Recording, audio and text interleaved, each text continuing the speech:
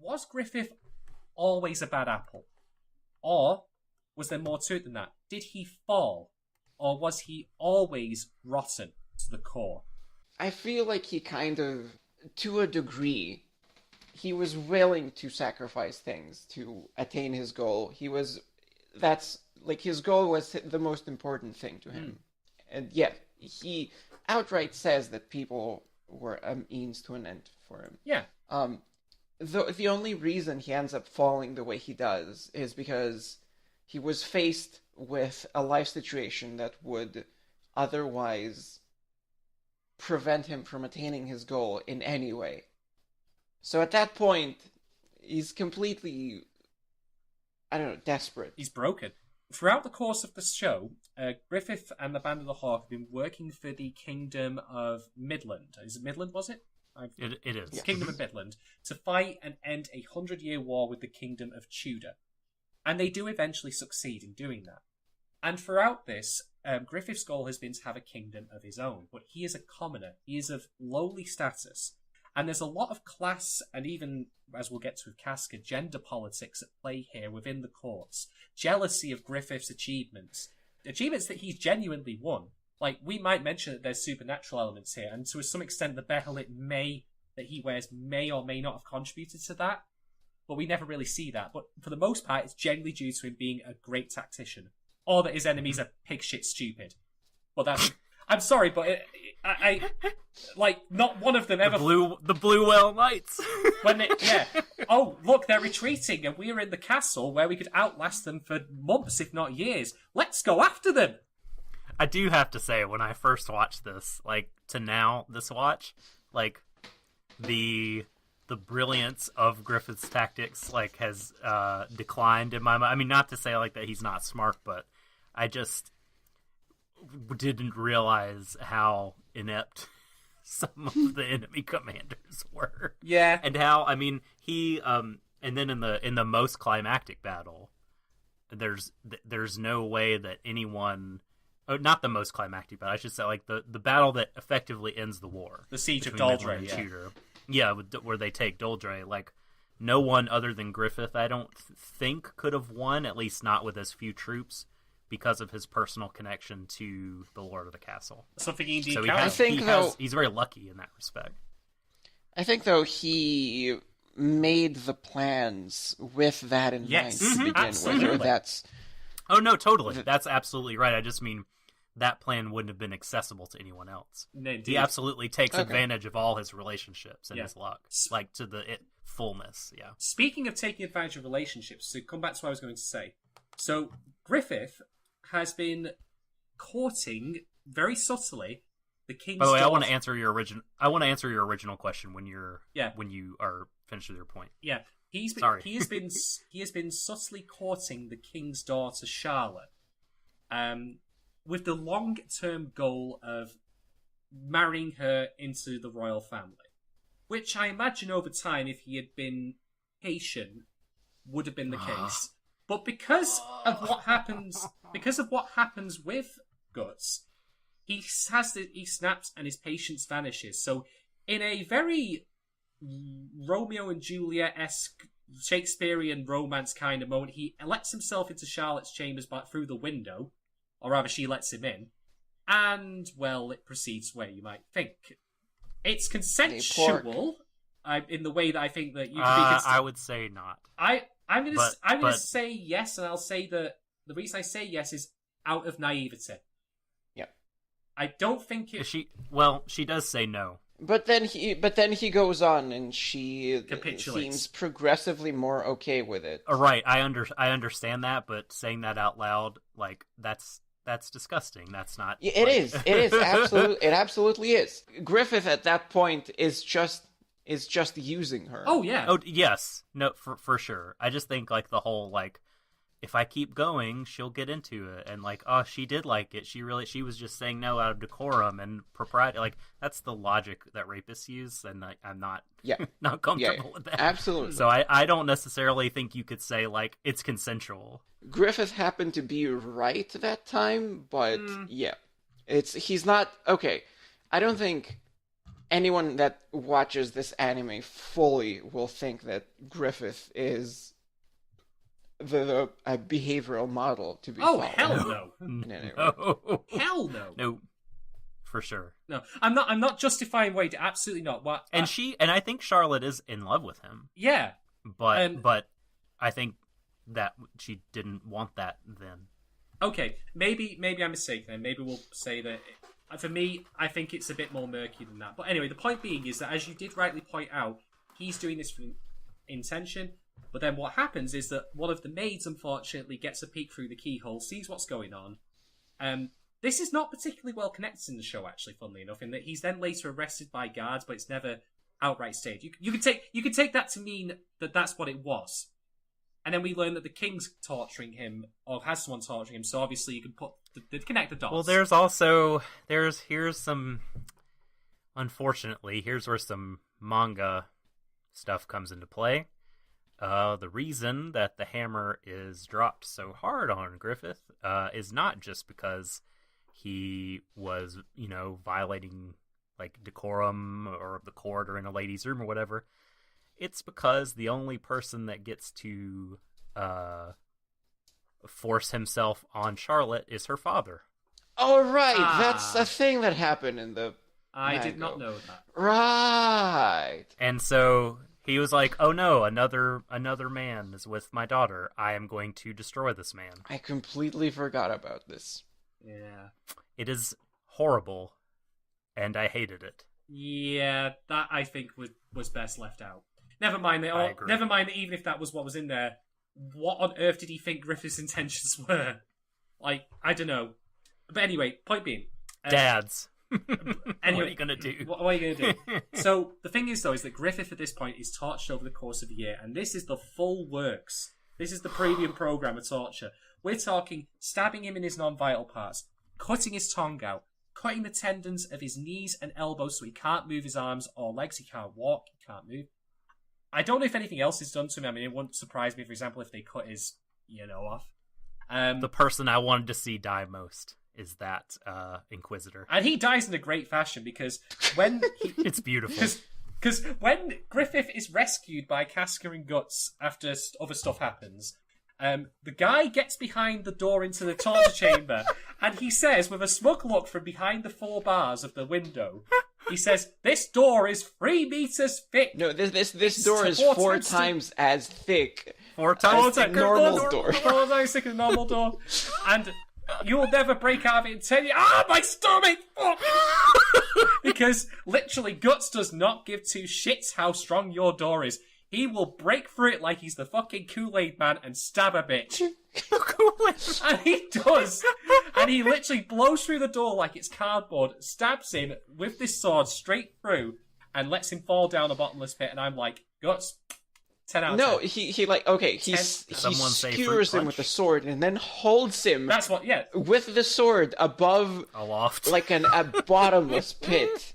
And he's like dangling, and then he like just kicks the dude down. It was glorious. It was a well-deserved death, that I would say. So the thing with Griffith at this point is that he is broken, and he is the hawk with its wings clipped. Essentially, he will never fly again. It's really painful. Yeah. To see, like whenever he has flashbacks of his former self talking to him, and when he was at the height of his pomp and strength and beauty, like. That contrasted with the tiny, childlike limp figure. Yeah. It is really, really hard to see. Yeah. This is where everything then, of course, goes downhill towards the finale, which we'll get to. But I want to just step back a bit to the thing about Charlotte. So, I think that I'm of the opinion that Griffith always was a bad apple, but he had a certain amount of restraint to him. But the thing that makes a bad apple is always his sense of possessiveness. And in the story that we see, he has 3 sexual encounters that he details to the audience and to Guts, in one form or another. The first one is with the leader or the Count of Doldray, whom Griffith admits to sleeping with in order to obtain war funds for the Band of the Hawk. And That scene, by the way, in which he admits that was absolutely fantastic because there's so much visual metaphors going on. He's bathing Really good. naked in a stream. He's cleaning himself because he feels dirty. And metaphorically dirty, talking about such an incident. And he claws himself at himself, feeling disgusted. It's like shuddering, even though it's not implied to be like cold. Yeah, he's naked and vulnerable and exposed. And this is one of the times in which you build sympathy for him, because even though you understand his logic in doing this action, it's still repulsive to think about when you see the guy. He's still a person. Yeah, he's still a person. But he does not, however, seem to show that necessarily with others, because I think the reason not only that he did what he did with Charlotte so soon after what happened with Guts is to show dominance, to re-exert a sense of power over someone. Mm-hmm. It certainly wasn't for, advancing his agenda, because he must have known in his head that had he been caught doing that, which he did, it would detonate his plans, end everything. And then what happens in the finale is, in my opinion, the ultimate act of possession, of possessiveness, of declaration making, and it's one of the most vile things I've ever seen. Like, I'll save that for the bit when we get to let's save it the ending. Yeah, because I have but so he much never, to say. He never believed he was going to get caught. No, but for me, I think that Griffith, he was always bad. He was always never evil, I would say. At least not in his mind. I'm talking as a concept of fiction here, in that evil, as I mentioned before, doesn't really exist in fiction. There's always a certain amount of motivation to make sense to the characters themselves. And to him, it makes perfect sense. He actually even rationalizes it in one of his flashbacks as, how many bricks must you use to make your castle? Use these men, these people as your bricks. Cement them. Cement these bricks with their blood. I was going to mention that you mentioned that he has some sort of self-restraint. I don't think it was self-restraint. I don't think he really grew as a character in general, or really changed that much, because there was no self-restraint, because it looked like there was self-restraint because there was no real way to abuse his relationship with the Band of the Hawk to gain more power than he already is by sort of being a role model to them. That immediately broke down when he was desperate and he had a clear choice that let him attain his goal at the expense of everyone else. But before that, his best chance was being a role model to people, getting people to follow him, being charismatic, and that's what he did. Like, there wasn't a better thing that he could do that would be more evil. I'm not talking about self-restraint with the Band of the Hawk. I'm talking about in his actions and how he progresses his agenda. Because he plays the game very, very slowly. He does. I mean, this is a thing that happens over years. Whereas, in theory, I would say that if his Band of the Hawk was so powerful, why not simply just have them storm the castle when they're already in there, kill the king, and just have him seize the throne? But he's trying to do this through his cunning and wit. He's not trying to do it through martial force, if at all possible. So that's what I'm saying about self-restraint. And then that, of course, disappears when he has to then reassert his possessiveness, his dominance, and that's what happens with Charlotte. I don't think that conquest, like obtaining a kingdom through conquest, was part of his dream, and so that's why I don't think that he does it. I think his ambition is to rule and have people adore him. I'm not calling it or initially, but obviously, like, as it goes on, right? He that dream dies when he is becoming Femto, and he sort of takes the second place version of it, which is to conquer and rule that way. I'm not calling it a plot hole that he didn't just do that. That's not. No. I don't think you are. I'm just explaining my interpretation of events. Yeah. So I do not think he was always a bad apple. I think he's had his dream of being king, of ruling, even in nascent form, since very early in his life. And I think when he began trying to achieve it, he thought he could take everyone with him. And there's a point you see in a flashback, I believe it's Casca talking to Guts, when a young boy is killed that has a little knight doll. and that boy revisits him in the flashback that I'm actually not 100% sure we can trust as reliable, because the God Hand is making him relive this thing when he shows up again.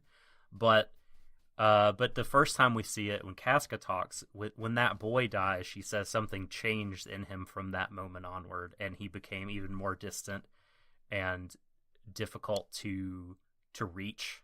And so I think that might have been the time when he really had to decide, is this dream worth this? And I think he decided yes, it was. Perhaps. When I try to answer the question of whether he was always a bad apple or something like that, I'm limiting it to from when he first shows up in the anime to when he last shows up in the anime. I don't doubt that when he was younger and more inexperienced, he didn't have as good of an idea at what the cost would be to his dream. And yeah, he probably had to try to get used to it and distance himself from wanting to take everyone with him. That sounds plausible. But I think it's textual. I think this is what we're told in the flashback. Yeah. But like that, to me, that doesn't matter that much, because it's any realistic character who eventually becomes cold and detached has to have some sort of a loss of innocence. Yeah. So that part I kind of take for granted, but I would definitely say that at the beginning, like when we first see him in the anime and when we last see him in the anime, his beliefs and his stance on things have not changed that much in that period of time. Right. I guess I would argue that, like, yes, like every other character and many characters in fiction, right, have this loss of innocence. To think about it for Griffith, it happens in a really interesting way, and I think it is in some ways really, really prolonged. I think when Casca talks about the boys dying, like, this is not Griffith as a child thing. This is Griffith as commander of the Band of the Hawk. And so he's already raised an army and fought battles before then. And it's almost like the idea that people close to him were going to die in these battles had not occurred to him.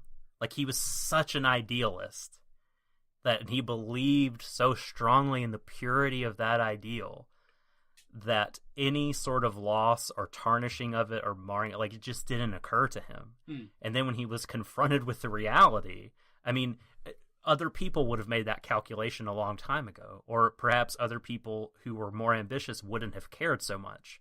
But he's both entirely ambitious and also entirely, at that point, I think, like, empathetic with his men. And those two things can't coexist in the same person. But we also see in little glimpses throughout the anime, like, we see Guts saying, and Casca saying things like, you know, whenever Griffith is talking to Charlotte or whenever he's doing something or other, he looks like a child. And you look at his face and it's just beaming, and it does look innocent. He looks entirely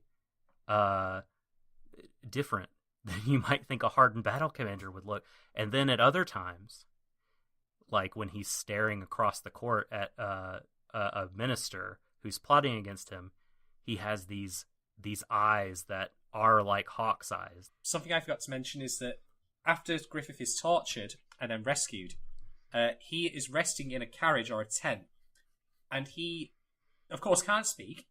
He can't move, so he can't, like, for example, gesticulate or, like, you know, shake his fist. He can't do anything like that. What he sees Guts and Casca talking outside, and he could see them being closer than they otherwise had been in his past, and he gives them the glare that he gives to the minister. Yep. I did not have this opinion when I first watched the show and everything, but I think that was always, until even after Guts left him and he saw that as a betrayal, and like until he is caught, tortured, and then released, like, I think that there's still something of that purity deep down inside Griffith in one form or another throughout the show. I think he's had to bury it, but I think it's there, and I think Guts leaving and then his entire world turning upside down and suffering for a year is what snuffed that out completely. You've been experiencing an excerpt from the Warui Deshou anime podcast. To get the full episode or any of our full episodes, you can subscribe to us on iTunes, visit our page on SoundCloud, or go to waruidesho.wordpress.com.